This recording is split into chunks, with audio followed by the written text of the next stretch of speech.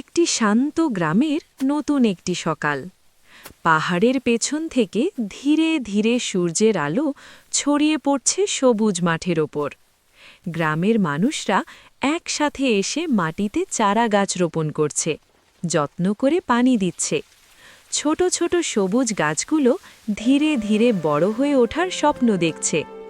গ্রামের পাশে শান্ত একটি নদী বয়ে চলেছে। কয়েকজন মানুষ ধীরে ধীরে জাল ফেলে মাছ ধরছে। জালে ধরা পড়ছে তাজা মাছ, আর সবার মুখে ফুটে উঠছে আনন্দের হাসি। গ্রামের ছোট শিশুরা মাঠে খেলছে, দৌড়াচ্ছে আর হাসছে। সময় ধীরে ধীরে এগিয়ে যায়। বাগানের সব সবজি বড় হয়ে ওঠে। গ্রামের মানুষ একসাথে সবজি সংগ্রহ করছে।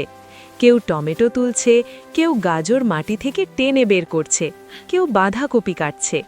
ঝুড়ি ভরে উঠছে তাজা ফসল দিয়ে। সন্ধ্যার সময় মেয়েটি আর তার মা মিলে রান্নাঘরে সবজি ও মাছ রান্না করছে। চুলার আগুনের আলো আর খাবারের সুগন্ধ চারপাশে ছড়িয়ে পড়ছে।